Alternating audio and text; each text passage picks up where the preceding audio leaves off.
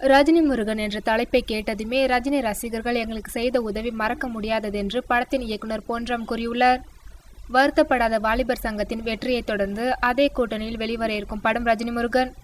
படம் குறித்து அதன் இயக்குனர் பொன்ராம் அளித்த பேட்டி ஒன்றில், இந்த திரைப்படம் குழந்தைகள் முதல் பெரியவர்கள் வரை அனைவரின் மனதையும் கவரும் நகைச்சுவை படமாக இருக்கும்.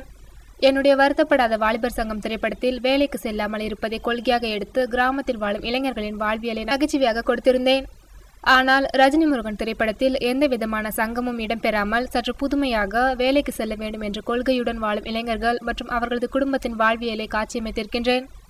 இந்த திரைப்படத்தில் சிவகார்த்திகேயனுடன் ராஜ்கிரண் மற்றும் இயக்குனர் சமுத்திரக்கனி முக்கிய கதாபாத்திரத்தில் நடித்துள்ளனர். இந்த படத்தில் டீக்கடை வைத்தாவது பெரிய ஆளாக வேண்டும் என்று நினைக்கும் பேரன் சிவகார்த்திகேயன், அவருக்கு தாத்தாவாக ராஜ்கிரண், இருவருக்கும் இடையில் நடக்கும் வாழ்வியலை நகைச்சுவையாக கொடுத்துள்ளோம்.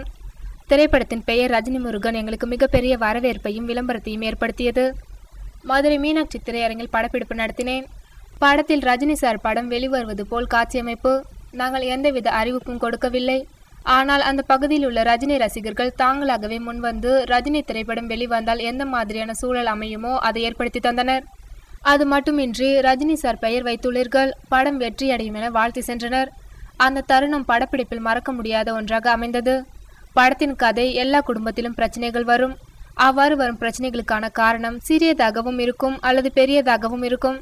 சிவகார்த்திகேயன் குடும்பத்தில் நடக்கும் பிரச்சனைகளை அழகாகவும் எளிமையாகவும் நகைச்சுவை உணர்வுடன் கலந்து கொடுத்துள்ளோம்.